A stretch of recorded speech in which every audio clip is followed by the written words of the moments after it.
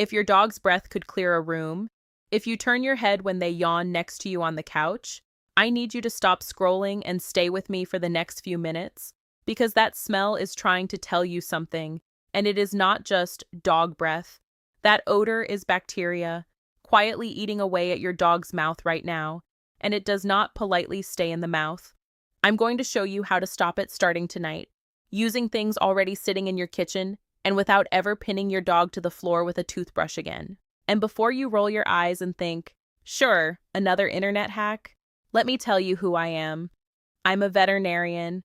I have spent more than 12 years with my hands inside dogs' mouths, and everything I'm about to share with you is grounded in real, peer-reviewed science.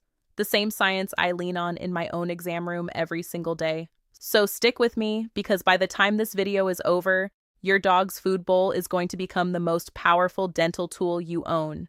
Hi, I'm Dr. Sarah Bennett, and welcome back to the channel. Let me give it to you completely straight, the way I'd tell a friend across my kitchen table. By the time a dog turns 3 years old, more than 80% of them already have some stage of dental disease. 80%, it is, hands down, the most common problem I diagnose, and it is also the most ignored. And here's the part that breaks my heart a little.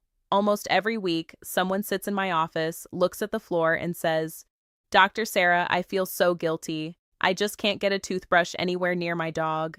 If that is you, I want you to take a breath and let the guilt go right now. Brushing a struggling dog's teeth is genuinely hard. You are not a bad pet parent. But here's why we can't just look away either. The bacteria living in an infected mouth doesn't stay put. It slips into the bloodstream through inflamed gums and travels to the heart, the liver, and the kidneys. We have decades of research linking serious gum disease to damage in those organs. So bad breath isn't a cosmetic problem. It can be an early warning light on your dog's dashboard. Today, I'm going to walk you through exactly how to read that light and shut it off, naturally, gently, and in a way you'll actually keep up with. Before we go any further, I want to mention something quickly because I almost never do this. For years now, people in my exam room and down in the comments have asked me the same thing over and over. Dr. Sarah, can you just put it all in one place? The remedies, the recipes, the daily routines, everything you recommend? So I finally sat down and did it. I put together a complete guide, the home dental routines, the safe recipes, the step-by-step methods, the little daily habits and exercises I'd want my own dog to have, all in one place, so you're not frantically scribbling notes while I talk. If your dog's mouth is causing them pain, this is the thing I would hand you first. You'll find it in the link in the description or in the pinned comment at the top. Go grab it and then come right back, because what I'm about to show you genuinely works. Okay, let's start with the thing nobody talks about, and it's not the food bowl. It's the water bowl. When you refill your dog's water, run your finger along the bottom of the bowl. Feel that slick, slimy film? Sometimes it even looks faintly pink or orange. That slime has a name, it's called biofilm, and it is a living fortress of bacteria. Every time your dog laps up water, the bacteria from their mouth mixes in, anchors to the sides of the bowl, and multiplies.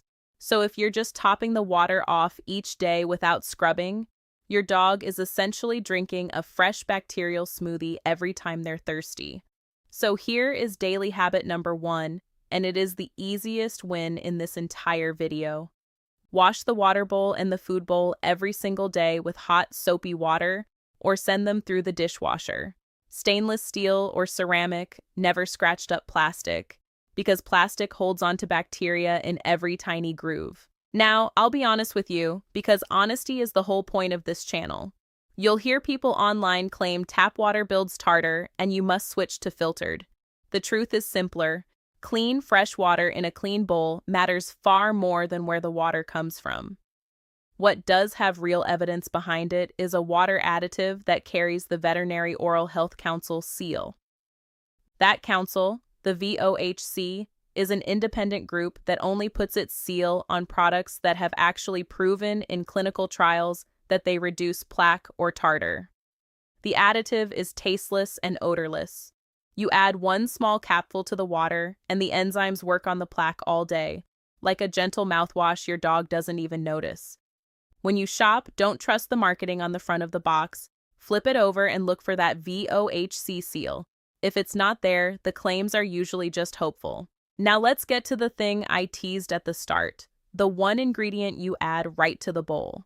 This is the closest thing we have to magic that requires zero scrubbing, and it works entirely from the inside out. I'm talking about a specific dried brown seaweed called Ascophyllum nodosum. Stay with me because this is fascinating and it's real science, not a wellness rumor.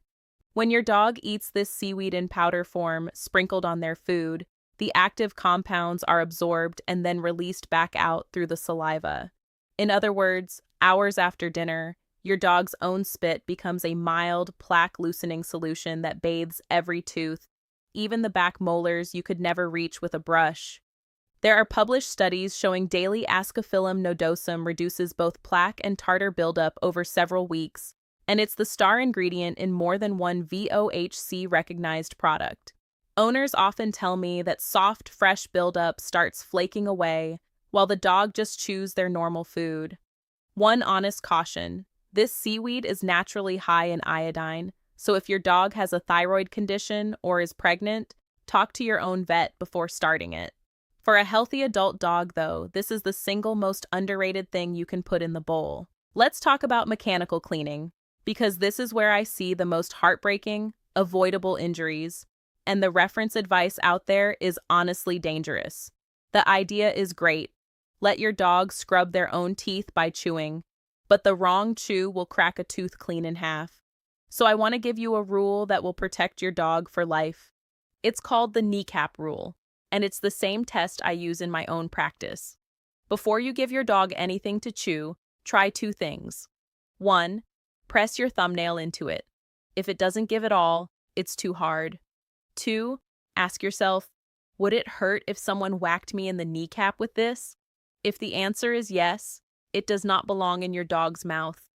That rules out the big offenders I pull broken teeth out of every week. Real bones, antlers, cow hooves, and those rock-hard nylon bones. Slab fractures from chews like these are one of the most common reasons I have to do painful extractions. So what's safe and actually useful? A whole raw carrot is a wonderful, low-calorie scrubber that massages the gums, but only for dogs who are patient chewers. If your dog is a gulper who tries to swallow things whole, skip it or slice it into long, thin ribbons to avoid a choking risk. A good rope toy works like dental floss, with the cotton threads slipping between the teeth. Just supervise so they don't swallow strings. And for store-bought dental chews, same rule as the water additive. Ignore the front of the bag, flip it over, and look for the VOHC seal. One last thing here. Please stop using tennis balls as chew toys. The fuzz is coated in tiny abrasive particles that act like sandpaper and wear your dog's enamel down to nubs over time. I see it constantly in older dogs, and it's permanent. Now, sometimes the problem isn't just buildup. The gums themselves are angry, red, and swollen. That's gingivitis, and when gums get inflamed, they pull away from the tooth and create little pockets where bacteria throw a party. To calm that down naturally, I love two things from your tea cupboard: decaffeinated green tea and plain chamomile. Green tea contains compounds called catechins that have been shown to help keep bacteria from sticking to enamel, and chamomile is wonderfully soothing to irritated tissue. Brew a weak cup, and here's the rule that matters most. Let it cool completely, never ever hot. Once it's room temperature, dip a clean piece of soft gauze in it and gently dab along the gum line. Cool, calming, antibacterial relief. You'll hear people push turmeric for inflammation too, and there is some evidence for curcumin, but it's poorly absorbed and easy to overdo, so I'd keep it to the tiniest pinch if at all, and frankly the green tea is the safer bet. Here's a concept most owners have never heard, and it's a game changer for keeping plaque from coming back. Your dog's mouth is an ecosystem, a whole community of bacteria, and we call it the oral microbiome. The goal isn't to nuke every bacterium, it's to crowd out the bad ones with good ones. A spoonful of plain, unsweetened kefir, which is a fermented milk drink loaded with friendly probiotics, helps shift the balance and makes the mouth a less welcoming place for the bacteria that cause decay. If your dog doesn't tolerate dairy, a quality canine probiotic does the same job. And now the daily habit that ties it all together, the one I beg every client to do, the 10-second wipe. If your dog hates a toothbrush, don't fight them. Instead, grab a simple square of rough gauze from any pharmacy, the cheap kind. Dampen it with a little warm water or that cooled green tea.